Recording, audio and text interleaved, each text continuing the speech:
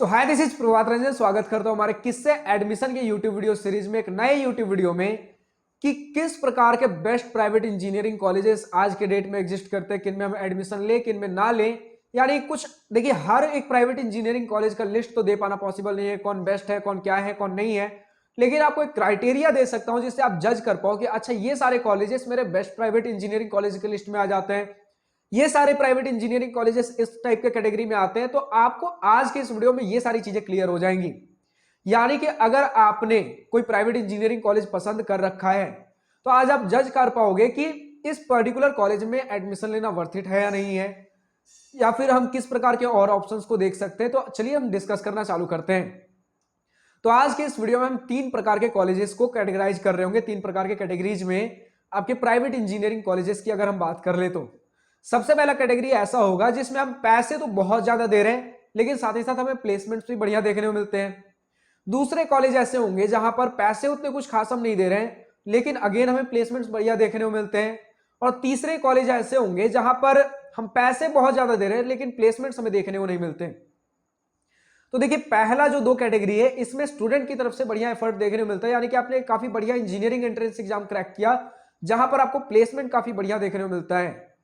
लेकिन वहीं हमारा जो थर्ड कैटेगरी है, यहां पर स्टूडेंट का एफर्ट ना भी हो तो भी एडमिशन मिल जाएगा, लेकिन किस प्रकार का, मतलब कुछ तो क्राइटेरिया होगा जिनमें एडमिशन लेने का हमारा थर्ड कैटेगरी, जिसमें प्लेसमेंट उतना कुछ खास देखने को नहीं मिलता लेकिन फीस स्ट्रक्चर काफी बढ़िया हो। तो यहां पर आपके पेरेंट्स का एफर्ट लगता है। पेरेंट्स का एफर्ट आपका फर्स्ट कैटेगरी और थर्ड कैटेगरी में है। जहां पर फीस स्ट्रक्चर ज्यादा वहां पेरेंट्स का एफर्ट लगेगा, जहां प्लेसमेंट ज्यादा बढ़िया वहां हमें स्टूडेंट का एफर्ट देखने को मिलेगा। तो सबसे पहला कैटेगरी में हमें बिट्स पिलानी जैसे कॉलेजेस देखने को मिलते हैं, वीआईटी वेलोर जैसे कॉलेजेस देखने को मिलते हैं जहां पर पैसे काफी ज्यादा है और प्लेसमेंट भी हमें ठीक ठाक देखने को मिलता है। फर्स्ट और थर्ड कैटेगरी के बारे में हमने डिटेल में जस्ट इसके पिछले वीडियो में डिस्कस कर रखा है, जिसमें हमने बात किया था कि एक्सपेंसिव इंजीनियरिंग कॉलेजेस में एडमिशन लेना वर्थ इट है या नहीं। तो उस वीडियो को अगर चेकआउट करोगे तो आपको फर्स्ट और थर्ड कैटेगरी के बारे में काफी कुछ चीजें क्लियर हो जाएंगी। आज के इस वीडियो में हम ज्यादातर फोकस करेंगे अपने सेकंड कैटेगरी के बारे में, जहां पर फीस स्ट्रक्चर भी थोड़ा अफोर्डेबल होता है और प्लेसमेंट्स भी हमें बढ़िया देखने को मिलते हैं। जो स्टूडेंट्स का काफी हद तक एक डाउट रहता है कि भैया ऐसे इंजीनियरिंग कॉलेजेस बता दीजिए जहां पर फीस स्ट्रक्चर भी अफोर्डेबल हो, यानी कि 10 से 15 लाख के बीच में। ऑफकोर्स प्राइवेट इंजीनियरिंग कॉलेज है और बढ़िया अगर ढूंढ रहे हो तो इतना तो हमें देखने को मिल ही जा रहा होगा। तो 10 से 15 लाख के बीच में एक बढ़िया प्राइवेट इंजीनियरिंग कॉलेज, मतलब एक अफोर्डेबल भी हो और जो फीस स्ट्रक्चर मतलब ठीक है, अफोर्डेबल है, लेकिन जो प्लेसमेंट्स हो वो भी हमें काफी बढ़िया देखने को मिल जाए। तो इसमें जो सबसे पहला जो मेरे दिमाग में एक जहन में एक नाम है हमेशा से कॉलेज का, RVC, RV college of engineering. इसी के साथ आपके MSRIT, MS Ramaiah institute of technology, ये जो कॉमेड के वाले कॉलेजेस हो गए।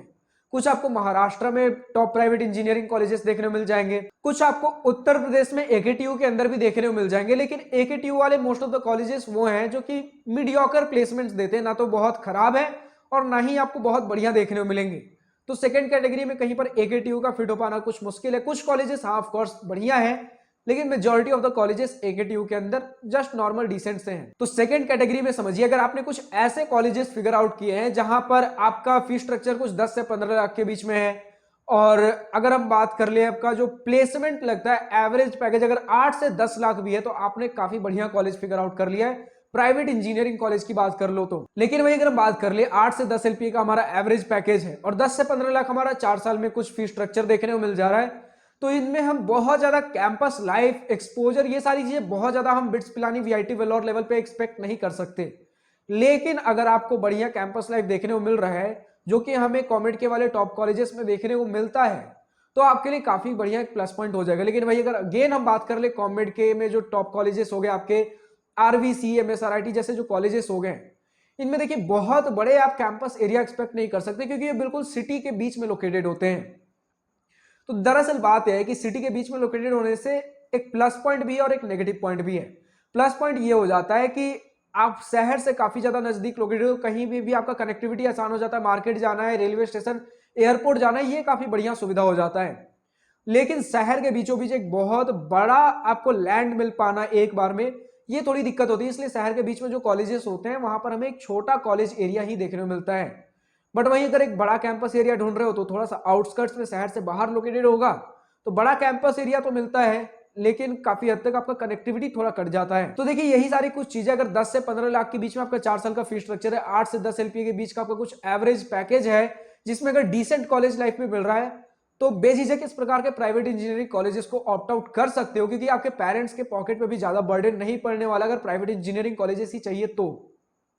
लेकिन उसके साथ ही साथ हमें एक डिसेंट आपका कुछ एवरेज पैकेज भी देखने को मिल जाता है। अब इसी के साथ जितना ज्यादा आपका एवरेज पैकेज इंक्रीज होता चला जाए इसी फी स्ट्रक्चर के लिए, उतना ज्यादा आप और ज्यादा प्लस पॉइंट में जाने वाले हो। और इसी के साथ जितना बढ़िया आपका कैंपस लाइफ इंफ्रास्ट्रक्चर बढ़ते चला जाए, ये सारे प्लस पॉइंट्स हैं। लेकिन अगर हम नॉर्मल एक्सपेक्टेशन की भी बात करें, ऐसा कॉलेज अगर आपने फिगर आउट कर लिया है जिसमें 10 से 15 लाख का एवरेज, 10 से 15 लाख का आपका फी स्ट्रक्चर है और 8 से 10 एलपीए का आपका एवरेज पैकेज है, और कॉलेज लाइफ उतना बहुत कुछ खास नहीं है, नॉर्मल डिसेंट कॉलेज लाइफ भी है, तो भी आप आराम से जा सकते हो, दिक्कत वाली बात नहीं अगर प्राइवेट इंजीनियरिंग कॉलेज आपने इस प्रकार का देखा है तो। और अगेन चलिए थोड़ा बहुत कैटेगरी 1 के भी बारे में बात कर ले, तो अगर आपका सपोज करिए 20 लाख के आसपास का फी स्ट्रक्चर बनता है और 10 लाख का आपका कुछ एवरेज पैकेज है, तो उसमें हम काफी हद तक कॉलेज लाइफ भी ढूंढ रहे होंगे। अगर कॉलेज लाइफ हमें बढ़िया उतना कुछ खास देखने को नहीं मिलता है और फी स्ट्रक्चर भी 20 लाख के आसपास का है, एवरेज पैकेज भी 10 लाख है, तो हमें थोड़ा सा दो बार सोचने की जरूरत है इस प्रकार के कॉलेजेस में, अगर हमें बढ़िया इंफ्रास्ट्रक्चर कॉलेज लाइफ नहीं देखने को मिल रहा है और 20 लाख तक जितना फी स्ट्रक्चर है। वहीं अगर बात कर लें 20 लाख 25 लाख जैसा फी स्ट्रक्चर है और एवरेज पैकेज भी कुछ खास नहीं, 5-6 एलपीए के आसपास है, तो इस कॉलेज में देखिए आपको ऑफकोर्स एक्सपोजर बढ़िया देखने को मिल जाए, क्योंकि फी स्ट्रक्चर अगर इतना ले रहे हैं तो किसी बात के लिए ले रहे हैं।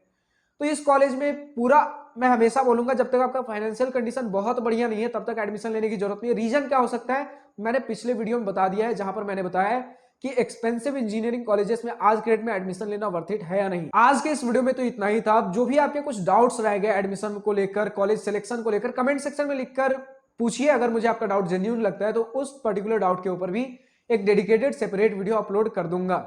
आज के इस वीडियो में इतने। अगर वीडियो पसंद आई तो लाइक शेयर सब्सक्राइब दिल खोल कर करिएगा, और अगर कुछ दिल की बातें, कुछ मन की बातें लिखकर बतानी हो या पूछनी हो तो कमेंट सेक्शन आप ही के लिए तो है। Thank you for watching this video. Good bye, nice to wish you all the best for future, enjoy journey.